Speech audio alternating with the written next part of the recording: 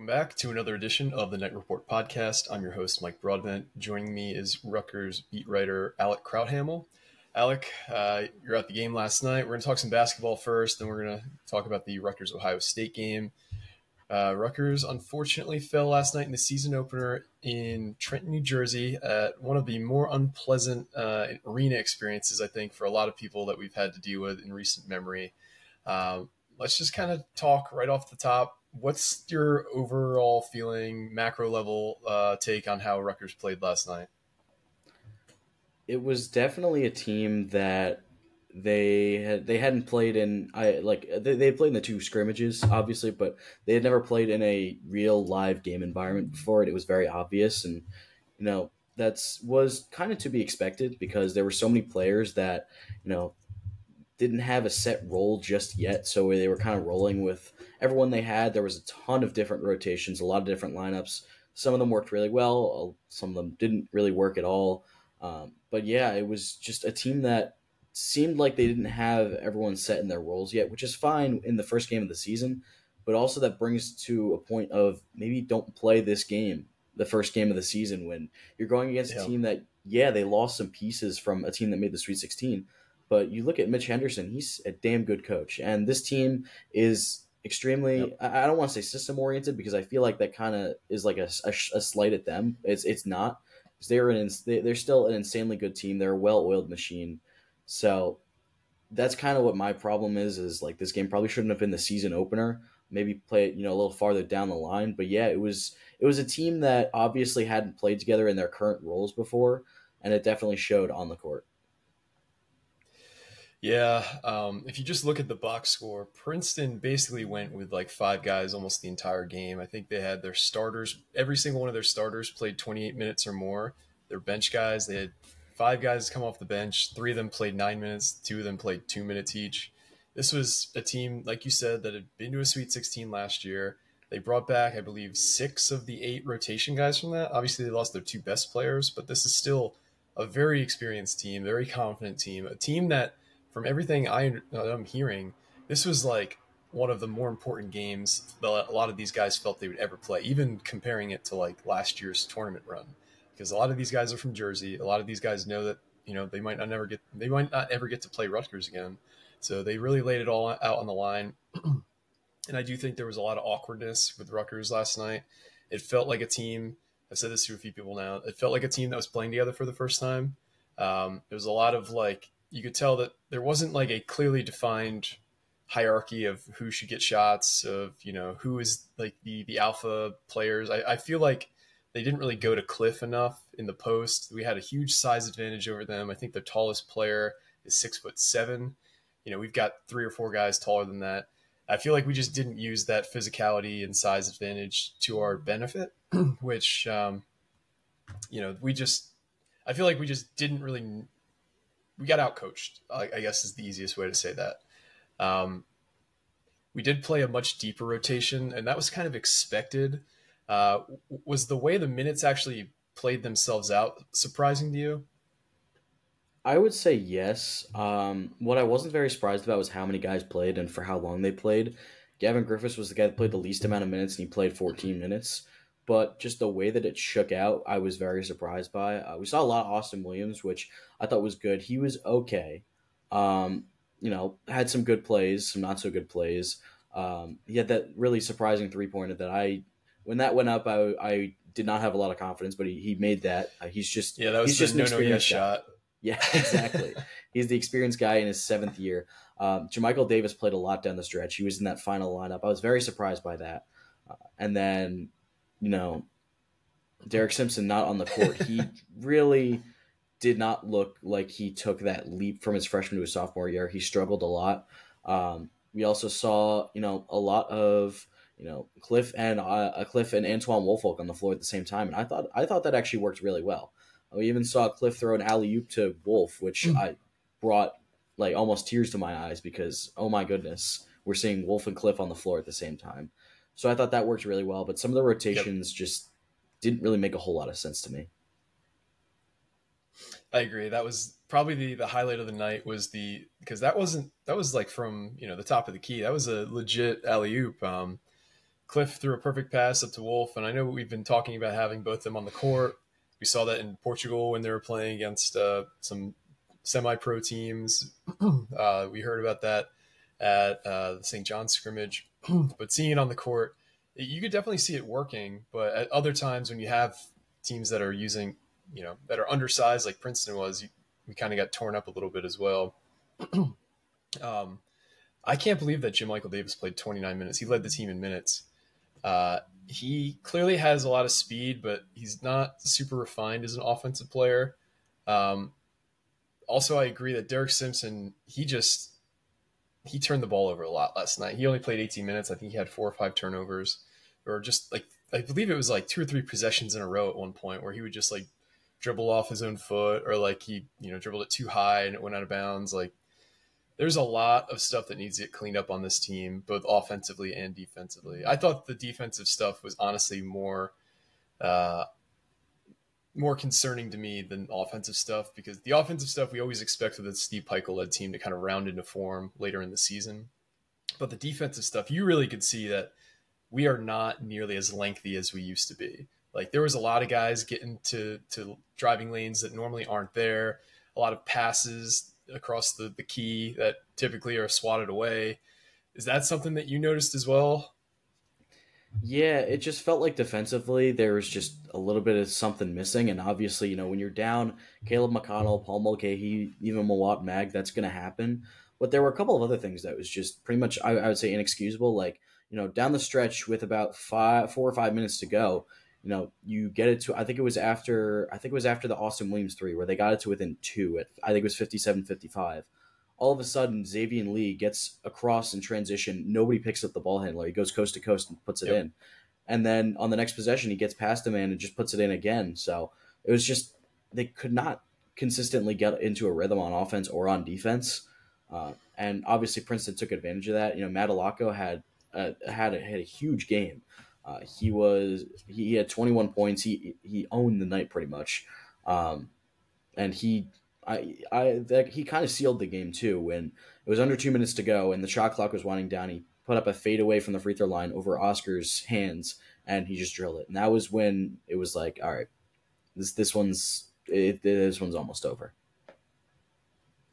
Yep. Yeah. Honestly, last night Princeton probably had the 3 best players on the court in Alaco, Lee, and Pierce.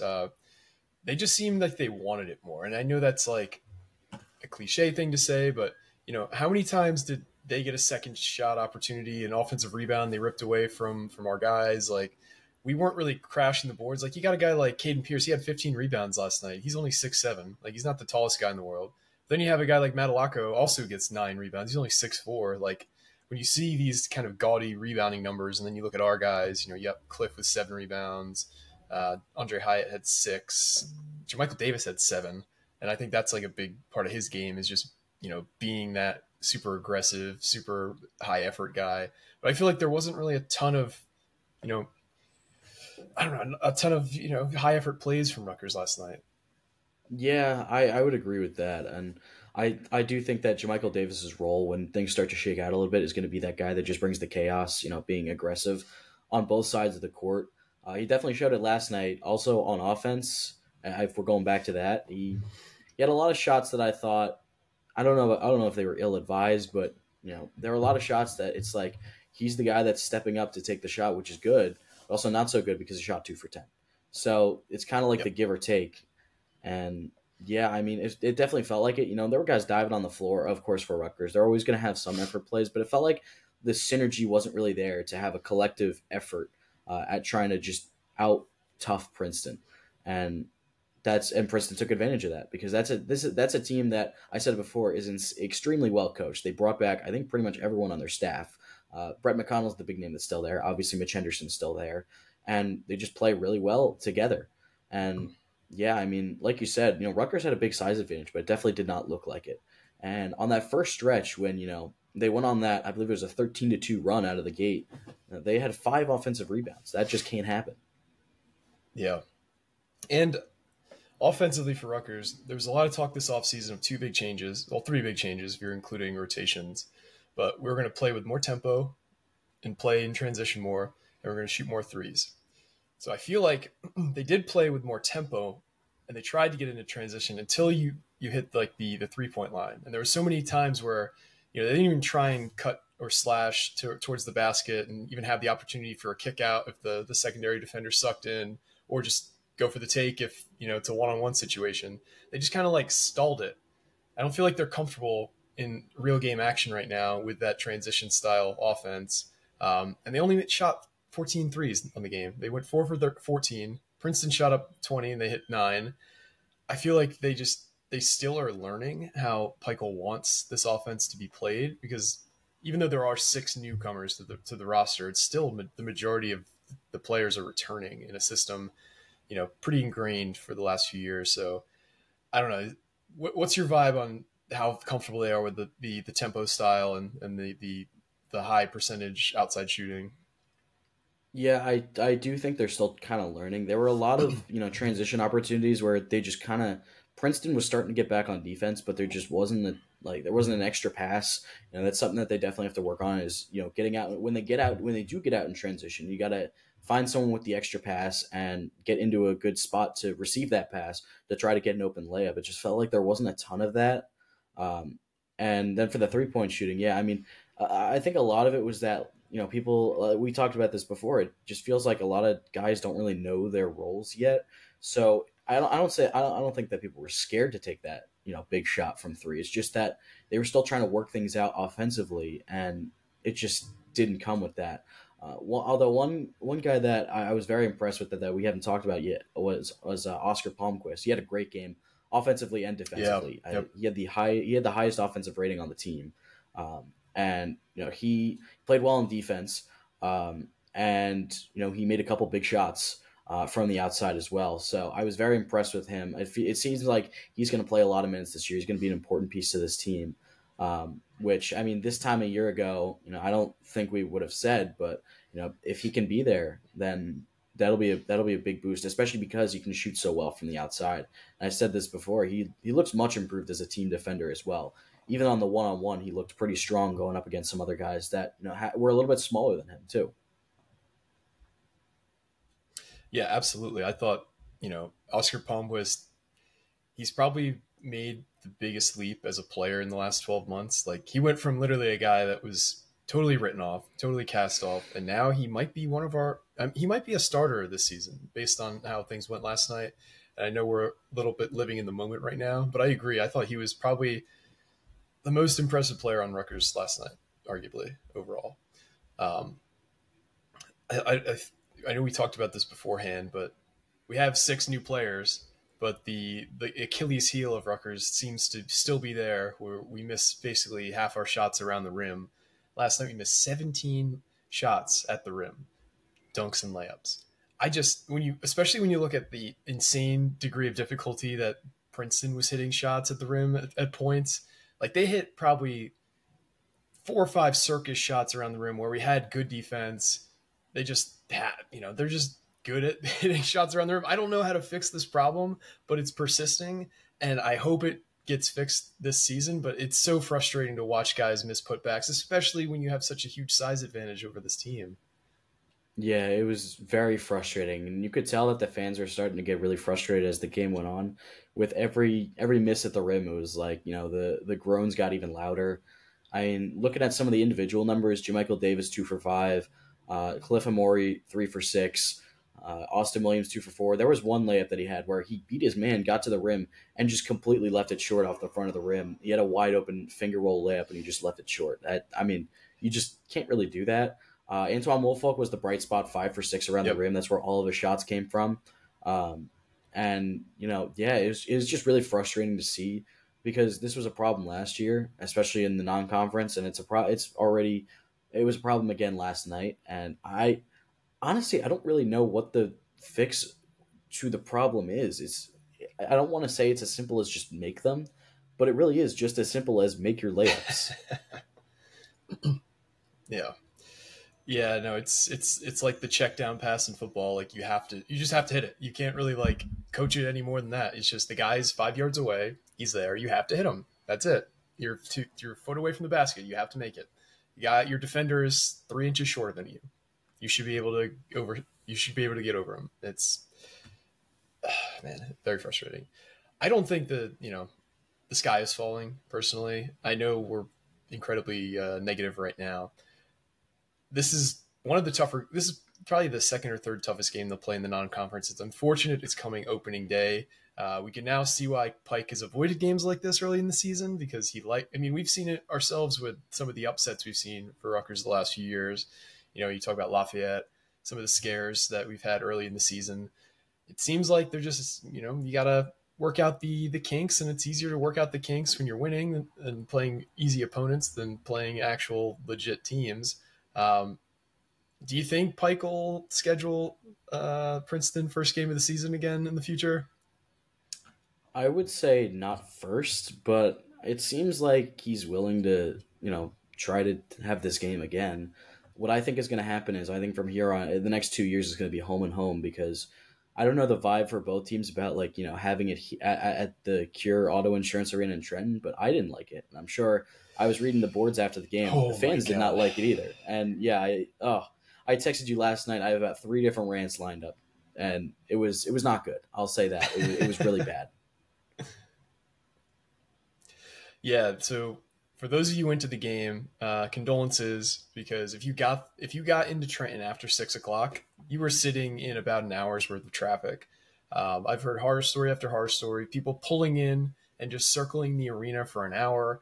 I got there and I think I must have just been like barely under the I'm going to wait forever line because there was basically no parking in that lot 1 left when I got there. I had to park in literally the very last row. I walk out and it's just totally gridlocked, every single street around the stadium. And the arena itself it's clearly not a basketball first arena. It looks like primarily for minor league hockey. The sight lines weren't bad, but it's just everything just felt like small time about that. I'd much rather go to Jadwin, honestly. Like Jadwin's a really nice arena. It's easy to get in and out of that area of Princeton. Like it's smaller, so the parking situation is not as big of a nightmare. But it's not like it's not an environment that's like terrifying. So might as well just do a home and home. I agree. It's better for the net anyway. And we're not getting any of the take on this game as it is. This is a Princeton game that they played at Curado Arena. So yeah, just a nightmare. I will never be attending another event at that arena, regardless of what it is, basketball, concert, horse and pony show. Never again. I'm not going back there. Yeah, you can say the same for me. Was there anything else about this game that you wanted to hit on before we transition over to some football talk? Yeah, I will say, so a lot of people had the same problem of getting there at too late, which apparently too late means an hour before tip off. I had the exact opposite problem. I got there too early. So yeah, I'll tell a quick story. So I was covering for Rivals, as I'm sure you guys already know. And I decided to carpool with Eddie and Dylan, who were calling the game for WRSU, and then Ellis came with us from the Daily Targum. So we all go. We leave New Brunswick at about 4 because we don't know what traffic's going to be like. We don't want to obviously be late because we're covering the game. So we get there at around like 5, and then so the parking was like fine. We got to that lot 1. There was like 10 other cars there, and we got there very early. So we go to where they tell us to go to pick up our credentials, and we go to enter, and they say that media credential pickup isn't until 6 o'clock. Now that's an hour before tip off. And yeah, exactly. I see your face. Yeah, exactly. I don't know why. So while we're at will call, like asking if we can get our credentials, one of the security people came up and she was like, "Yeah, I just got here and we are not ready yet. So you guys have to wait." Which made no sense to me. And then we walk over to one of the entrances to the arena and we see that the fans are allowed in at 5:30 for some reason, but we're not allowed in until 6. So we're just really confused. And there was a lot of us that were really confused, not just the 4 of us. It really did make no sense. Enough of us complained that they were like, "All right, fine, we can see if we can let you in at 5:30, which thankfully they did. And then once we got in the arena, we had to go up to the press box, which the only way to get to the press box, by the way, was through an elevator that given the arena is probably not that well functioning or probably pretty old. But the guy working the elevator is really nice. I had to go up and down it multiple times, so I got to talk to that guy. Nice, really nice guy. And then the press box. I think Brian Fonseca put it pretty well from his intro tweet to the game. Greetings from the moon, because it was insanely high up. But the sightlines were actually pretty good, so I can't complain about that. I had a pretty good view of the court. That was fine. I did notice though that there was two staircases on each side of the press box, and I was like, oh, is this extra boxes or a bathroom or something? I walk up the stairs and I'm on a catwalk, and clearly I'm not supposed to be here, and I don't feel safe being here. So I immediately got down. Yeah, and then the only bathrooms were on the first floor, so I had to go all the way down the elevator again. And then I went to get some food. Usually there's media food, but I'm not gonna kill a venue if it doesn't have media food, because it is what it is. I got the chicken Pete's, and it did not sit well in my stomach. I only ate two of them. I got chicken fingers. I only ate two of them. Yeah, it did not sit well in my stomach. Did not enjoy that.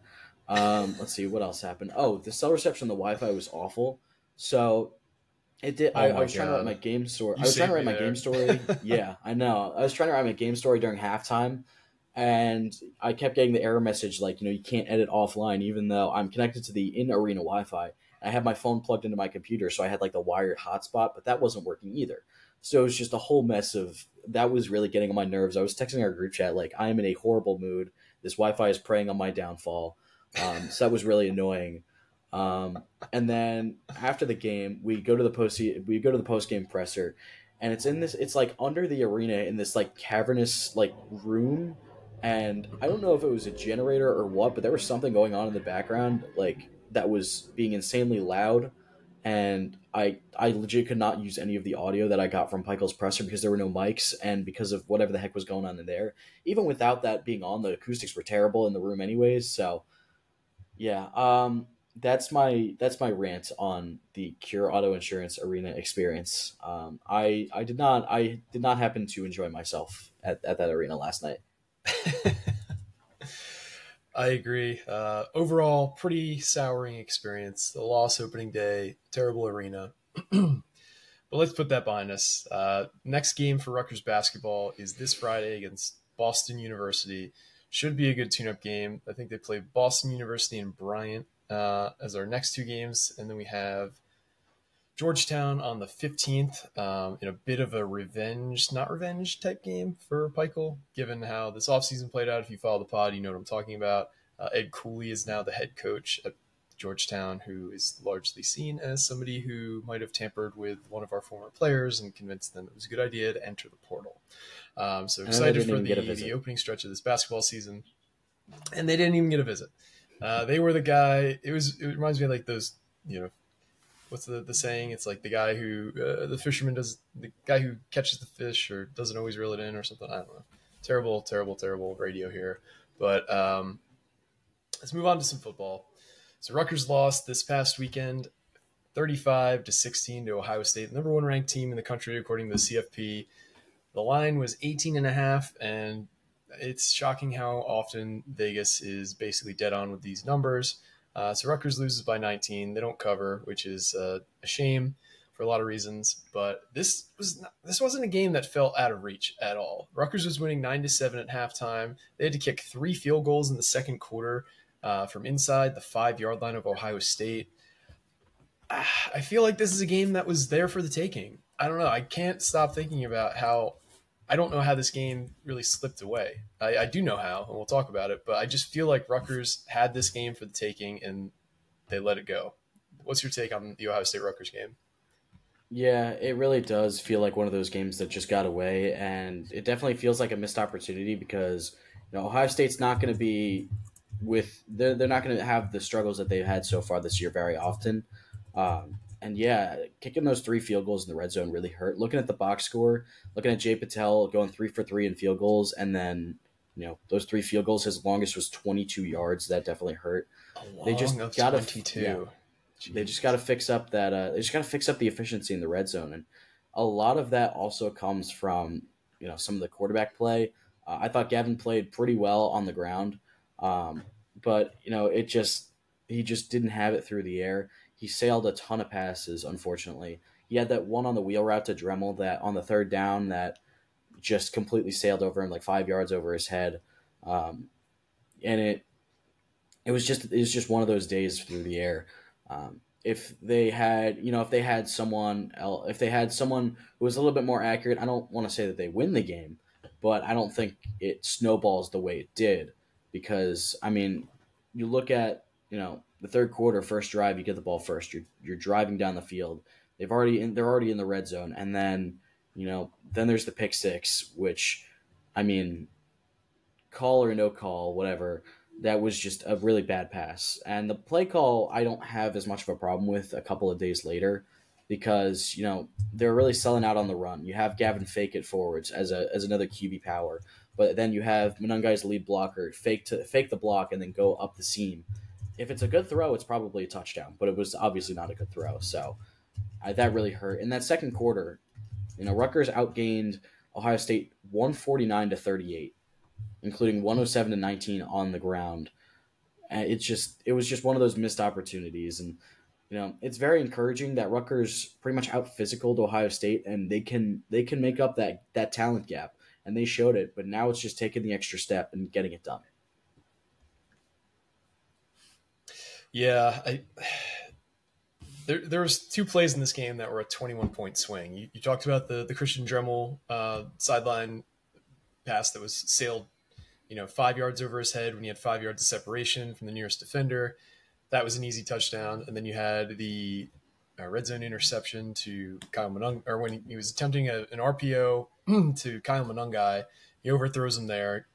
Like, the thought isn't bad. Like, the thought process for Gavin is he sees he sees that he's running wide open, and so he fakes the run inside, and he knows he can't throw a laser because the linebacker's right there, and he's going to either deflect it or he's going to intercept it. So he does the right thing, and he lofts it over the linebacker's head, but he throws it too far, and he almost gets Kyle Monungai's head blown off, honestly, by that linebacker. The linebacker happens to deflect it right into the arms of the DB. It's an unlucky pass, but you put yourself in that situation by missing accuracy-wise. And this was, if you watch, I think Brian Fonseca put a cut up. We usually do it, but Richie's currently on vacation. You watch the cut up of that game. If you watch every single throw Gavin made, it's easier to see how a game goes when you see them one after another instead of waiting maybe 4 minutes between a passing attempt for Rutgers in the game. It's just miss after miss after miss. He started the game 0 for 7, and I'd say 5 of those 7 passes were just total whiffs. The guys were wide open, and you just totally miss them. This is a problem I feel like at this point is not going to be fixed. Right now, Gavin has, of all quarterbacks who have 200 dropbacks on the season, he is last in the FBS in terms of actual completion percentage and adjusted completion percentage, which factors in throwaways, it factors in passes that were deflected at the line, it factors in drops as well. So he's the only player who has an adjusted completion percentage of under 60%. He's also last in throws between 10 and 19 yards, so intermediate passing. He's last in accuracy there. And it doesn't surprise me. It's what we see every week. It's these easy passes that 90% of FBS quarterbacks can make that he can't. And sure, he's a great athlete. He's a guy who can pick up chunk yardage on the ground. I know that's something we've been just clamoring for as a fan base, but it's not supposed to be at the expense of a passing game. It doesn't have to be one or the other. I feel like we live in these binary worlds sometimes where it's either black or white, and no, we mostly live in gray in the world. So why can't we have a guy who can pick up the free yards on the ground but also hit the wide open guy as a receiver? We should be able to get both. I don't feel like we're asking for too much when we ask for that. That's the modern quarterback. It's a guy who has the ability, even look at a guy like Joe Burrow. He's not the most mobile guy. He's a statuesque quarterback, but if there is a lane, he's taking it. He's getting that 7 yards. If it's 3rd and 7, he's getting that first down. We need a guy, and I'm not saying we need a Joe Burrow because that's insane, but we need a guy who can pick up those free yards when they're there. It would be nice. and we need to be able to, hit those wide open receivers when they're there. It's not, we're not asking for much. We're just asking for guys who are not the least accurate quarterback in college football. Oh, man. Sorry. Yeah. And two reasons why it's also frustrating is, one, because, those 10 to 19 yard, that's a lot of where this passing game comes from. That's where they really operate is, in the intermediate over the middle type passes where, that's how you keep the defense honest. You're not taking a bunch of shots down the field, but you're getting chunk yardage through, just consistently being accurate, which obviously has not been the case. And, a lot of that is also, how, a lot of that is also how you can move forward as an offense, because the running game isn't always going to be there. It was there against Ohio State. It wasn't there in games like Wisconsin or Michigan. But getting those chunk yardage, being accurate with those chunk yardage is very important in order to actually move the ball on offense. And the other reason why is because you'll see a bunch of these just completely sailed and missed passes, but then you'll see a throw like Gavin had to Jaquay Jackson in the fourth quarter for the touchdown, and a complete strike right on the hands. It's just he'll have these games where he doesn't look to have it accuracy wise, but then he'll have 2 or 3 passes that look like, all right, he's starting to figure it out. But then over the full body of work, there's just not enough of those. So I don't know if I would definitively say it can't be fixed. There's a possibility you're right. It's just got to get some of the good ones and make sure you capitalize on those, because there were some other really good throws. Christian Drummel's become the go-to target. He always seems to get open in the slot, just sitting in his zone, and Gavin can find him. He's really good at using his body to make those catches as well. So it's just those really good throws, the ones where you say, wow, that was a great throw, even past Rutgers quarterback standards, which the past 10 years hasn't been terribly high. That's a really great throw, and we just got to have some more of those. The really good throws, like the one to Jaquay Jackson in the end zone. If looking all the way back to Michigan, he threw that dart to Christian Drummel in the first drive. That was right on the money. So that's the other frustrating part is, Gavin's pretty much always throwing those 10 to 19 yard passes. Even though they're not a very high power passing attack, he's consistently near the top at the average depth of target for his passes. So he's just got to get those going. And I can't say for sure whether it can be, if it's a fixable issue or not, but it's just frustrating when you just can't get that going, especially when guys are getting schemed open. It's just a matter of, can the quarterback make the throw? Yeah. Yeah, I think on Saturday he was 1 for 8 on passes 10 plus yards from the line of scrimmage. Can't win that way. He had just as many completions to the other team from 10 plus yards as he did to our own. The more you were talking about it, the more I'm thinking to myself, I don't know if it's specifically this issue, but he seems very comfortable when he can throw the fastball. When he actually has to, put 90% of his arm strength into a throw, he's typically more accurate. It's when he has to take something off is when the balls typically sail, whether that be, he lofts the ball down the sideline, or whether that be, he's trying to throw it over a defender, or when he's trying to set up, not a screen, but something, outbreaking to the outside where he can't really fire it in. He has to kind of throw his guy open. It's just, he struggles a lot with those kind of things. And I just don't know how you get comfortable, layering in throws. It's typically like something you either kind of have or you don't. I'm not saying Gavin doesn't have that, but it's like he hasn't shown that he has. He hasn't shown the evidence. So I think the rest of the team, though, we just talked about Gavin for a while. I thought the rest of the team played fantastic. Like, if you look at the offensive output, we outgained Ohio State this game. Was it 361 yards to 328? As a Rutgers fan, I don't think I ever really expected Rutgers to outgain Ohio State. We had 22 first downs to their 15. We weren't incredibly efficient on third down or fourth down, but we were moving the ball. We were rushing. I think it was the first time they allowed 200 plus rushing yards all season. Kyle Monungai looked like an absolute dog. I know he had that fumble Ruski play, which was awesome to see. That's one of the wrinkles that you were hoping to see in this offense. SportsCenter top 10 play, perfectly executed. Like, there is positives out of the game, and I think they're plentiful. It's just unfortunate that the same issues we've had in all big games the last few years are just kind of showing up once again. But I thought there was a lot of positives. So what were some of the things that really impressed you from Saturday from this team? Yeah, you talked about it. You know, the rushing game, the running game was great. Kyle Monangai looked really good. It looked like I was kind of worried because this defensive line for Ohio State is insanely good, and I was worried that he just wouldn't find the lanes or wasn't able to push through the lanes that he did have. But he looked like I guess prime Kyle Monangai, which is Kyle Monangai this year. He's already at I believe 903 yards rushing on the ground, and there's still 3 games to go. Um, and the offensive line got a pretty good push. I was surprised. There were definitely some breakdowns and some busted plays on the offensive line, but as a whole, the unit has played really well. And that's once again without one of their starters for the pretty much since the beginning of since the Temple game. Needham's been out, and I feel like that's just Pat Flaherty's done a terrific job so far because this is mostly the same unit, and it was not good last year, and now no now it's looking like one of the better units in I don't want to say the conference, but it's definitely looking like a very good Big Ten offensive line. And the work that he's done has just been amazing. And we're looking at the defensive side. Marvin Harrison's probably going to be a top 5 pick in the NFL draft. The guy had 4 catches for 25 yards. 2 of them were touchdowns at the goal line, yes, but I predicted he was going to go for over 100 yards, in the pregame. So the fact that they were able to lock him down, they did a really good job of just sending a few different guys at him, bracketing. Max, I thought, had a really good game. He's definitely struggled this season, but I thought he had a really good bounce back game. They put Longerbeam on him a little bit. They even put Eric Rogers on him for a little bit. He had that pass breakup on third down. So I thought the secondary played really well. The rest of the defense I thought played really well too. The defensive line was good. They got some push at McCord, getting pressure on him. I thought they played pretty well in that regard. The running game, Travion Henderson, he's just one of the best players in the country. Full stop.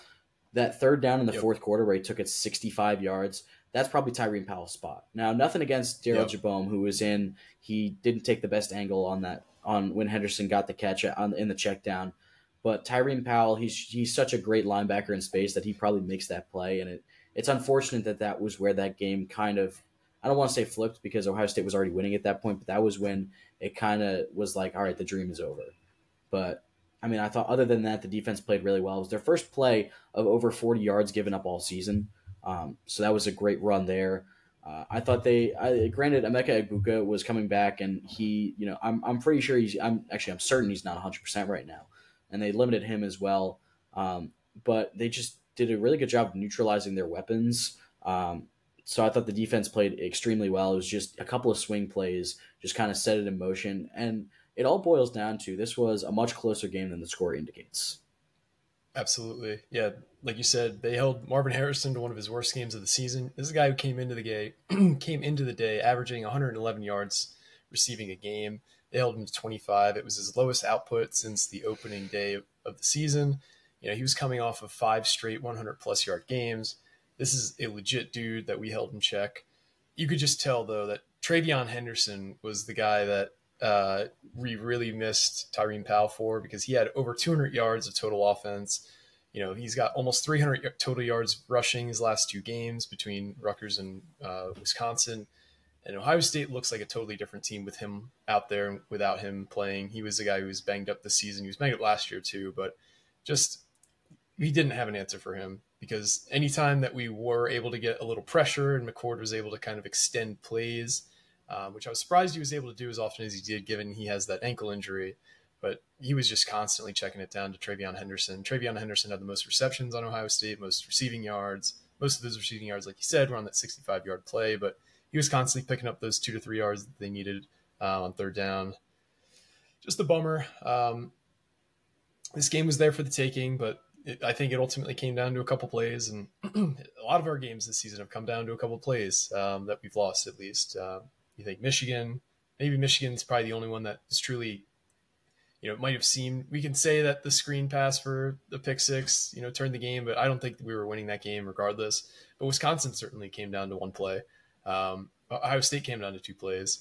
So it's very encouraging to see all this growth as a program, because these were games that even in year 2 of Shiano, we were losing these games by 40 points. We haven't had a single blowout this year. I think we lost 5 games last year by 30 plus. We haven't seen a single one of those this year. We've been competitive into the second half of every single game. there's clearly a huge turnaround in this program. Shiano might win Coach of the Year, Big Ten Coach of the Year, and it would be well deserved. I think they have a really good chance in 2 of these final 3 games this year. So the opportunity to finish 8-4 is still there.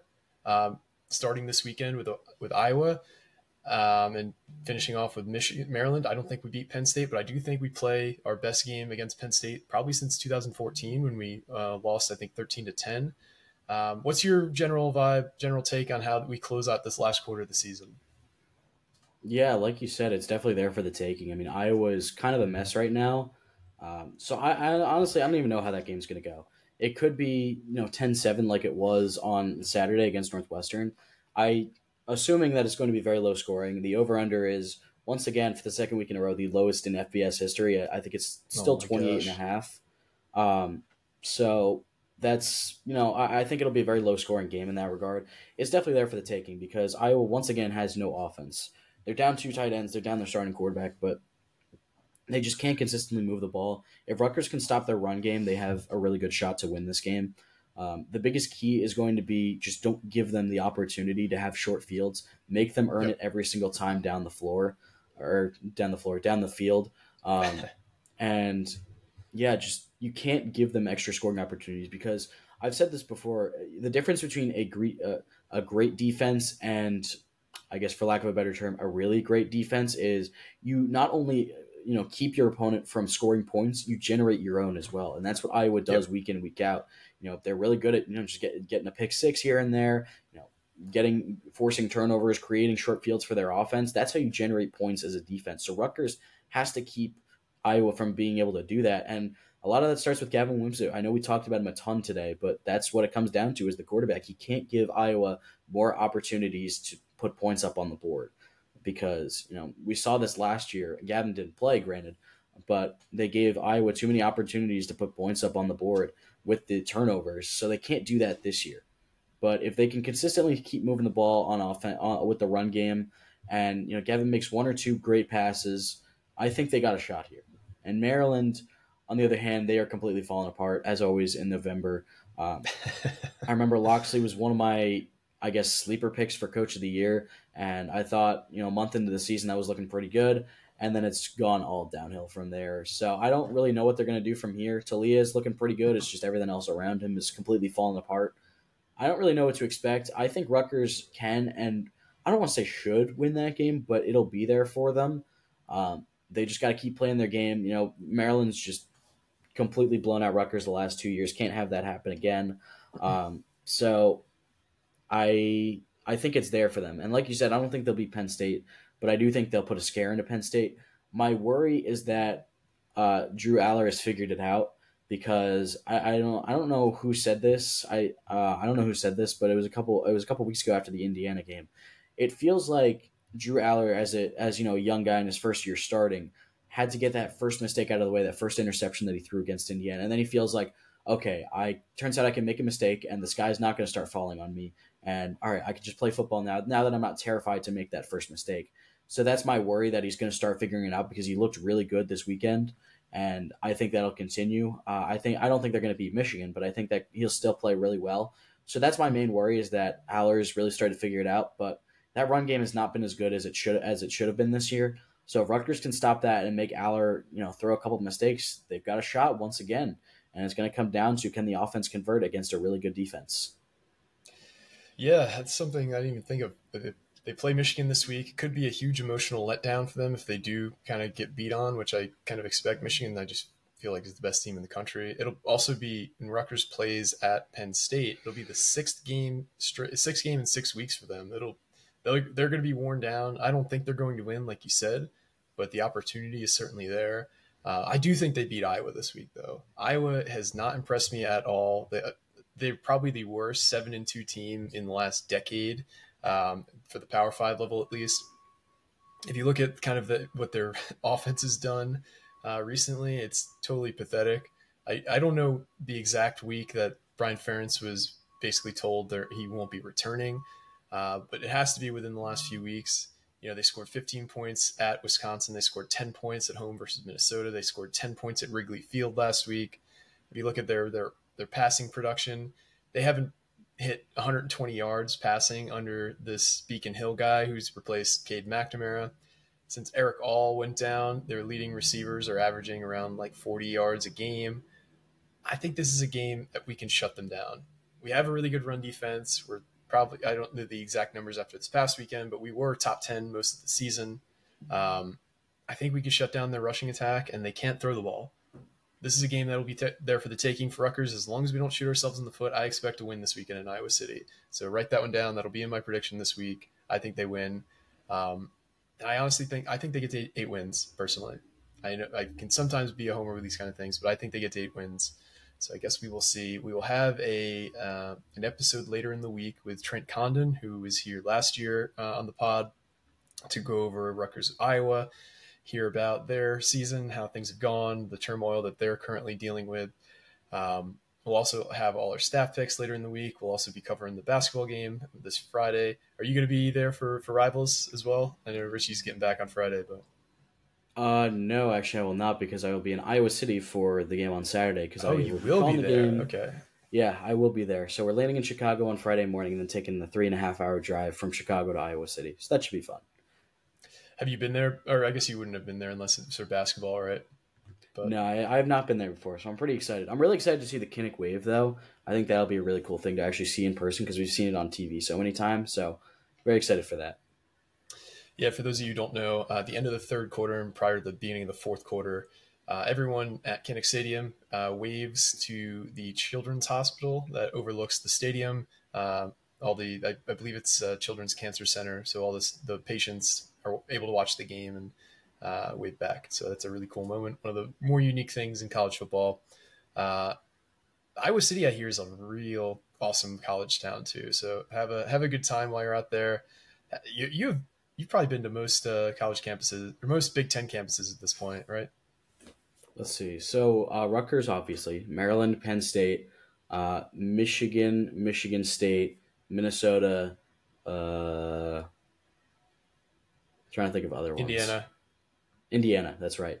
And then this will be Iowa, so this will be my 9th. So crossing off that bucket list. I'm going to Purdue in February for that game at Mackey. I'm extremely excited for that. Nice. I think I'm also going to Wisconsin at some point, so I'm making the rounds. Which has been the most enjoyable and which has been the least enjoyable? Not necessarily for the sporting event attached to it, but for the experience of the college town itself. It's tough because for some of them, we didn't get to spend a lot of time on the actual college town because Michigan, that was a whole disaster. With travel-wise. Our flight got canceled the day that we were supposed to fly out, so we had to fly out the day of the game. So we really didn't have an opportunity to go at all. And then we had a 6 a.m. flight the next morning after the game. It was a whole mess.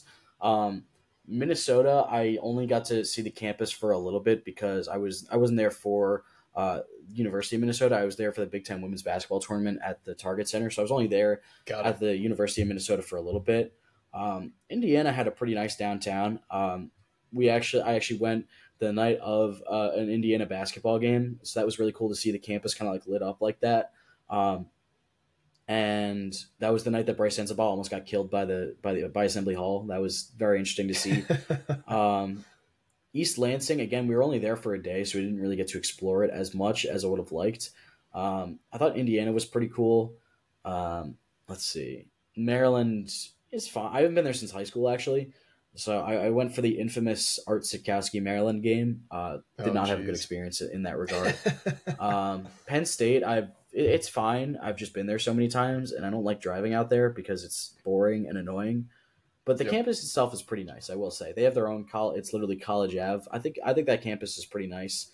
So it's like a mix of it's a mix of a lot of different things. So I'm excited for this weekend for Iowa. That should be a lot of fun. So yeah, a lot of good stuff on the horizon. Absolutely. Basketball season still feel great about. Football season, obviously, vibes are high, and I think things will continue to get better. But for me and Alec, thanks for listening. This has been another edition of the Net Report podcast. Signing off.